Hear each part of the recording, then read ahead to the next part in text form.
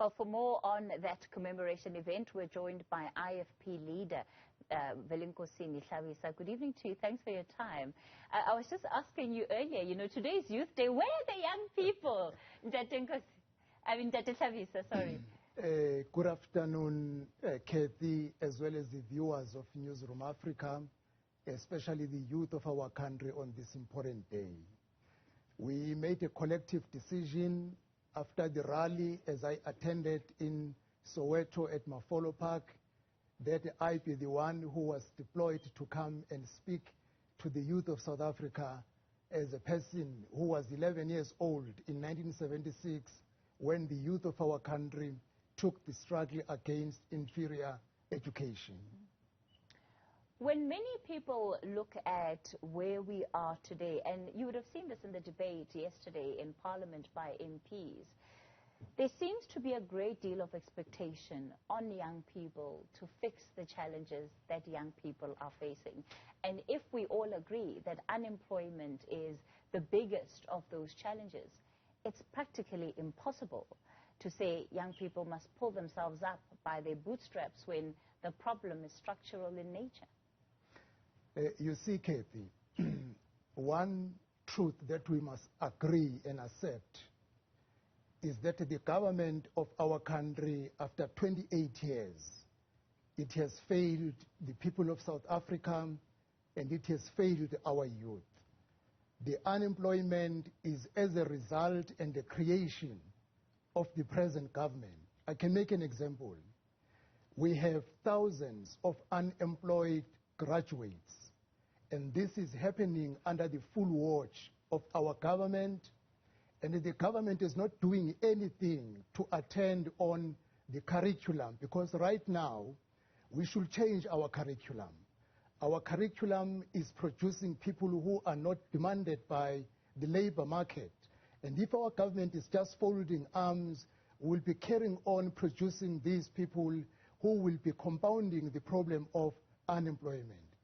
Our government misused money during the corruption phase, the money that should have created job opportunities, that should have attended the problem of unemployment. It is unacceptable that under a democratic government we reached the highest proportion of unemployment in our country, something that was never reached even during the worst years of apartheid. The point is, the unemployment we are having in the country should be placed squarely at the door of the ANC.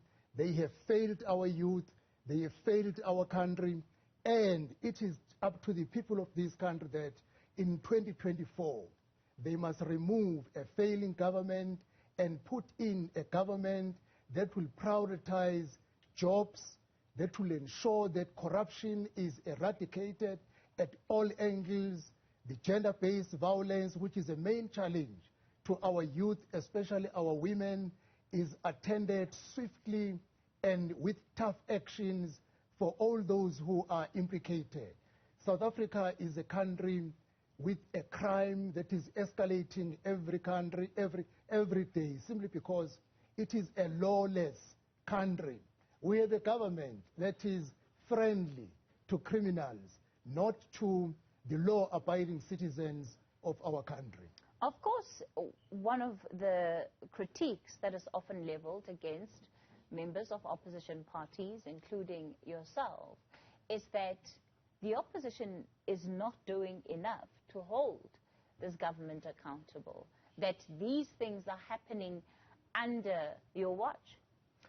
You see, Kathy, it is difficult to deal with a government that does not want to listen, that relies to its majoritarian principle.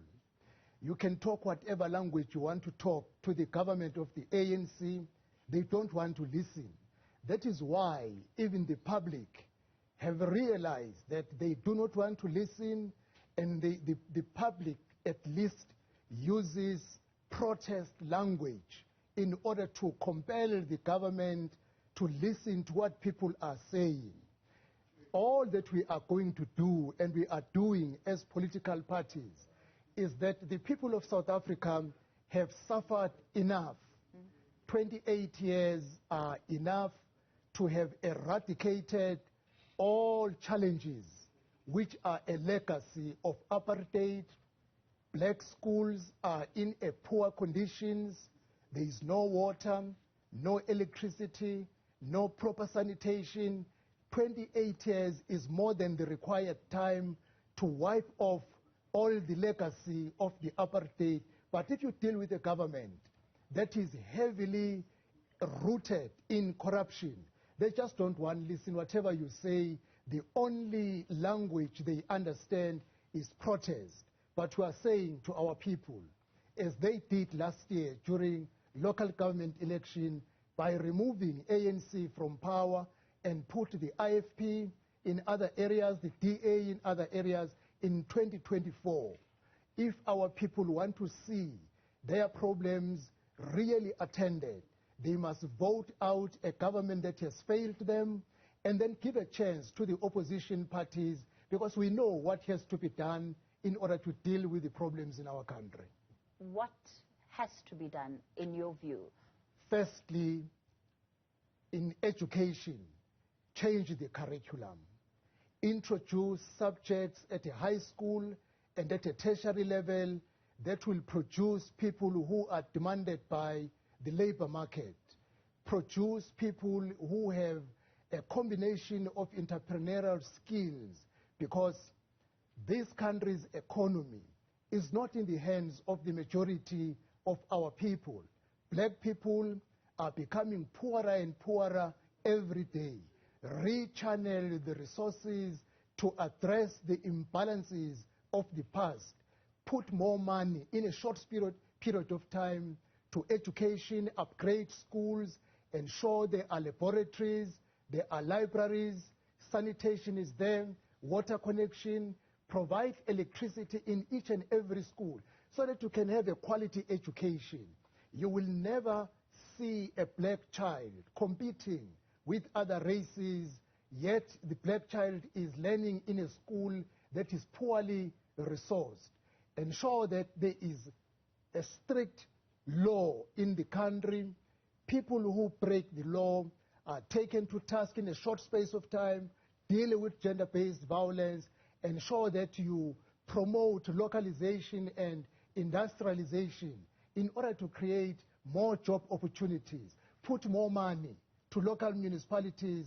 Promote local development economy. The list is too long. Kate, I can see you are indicating that I must come to an end. The IFP have a solution. We once demonstrated in the erstwhile KwaZulu government how to govern people. We are demonstrating in the municipalities that we govern. That is why people brought us back in many municipalities in KwaZulu-Natal. They must give us a chance in 2024. We will demonstrate what needs to be done. Honorable Hlabisa, was this the message that you were told to come and speak about after the Youth Day rally? No, Kathy, I was responding to your question. Today we were celebrating and saluting the youth of 1976 for the courage they had to take head-on the armed forces of the apartheid regime. But we wanted to say to the youth of today, they must not give up. They must not lose hope. The IFP is going to be their voice at the government level. We know what needs to be fixed so that when the election time comes, our youth should not be standby and watching the process, but they must physically go to the voting station and remove a government that has failed them and put in a government that will deliver to their needs. Honorable Velenkosini Hlabisa, he is the IFP president. Thank you for your time Thank on you very News of much, Prime tonight. Katie.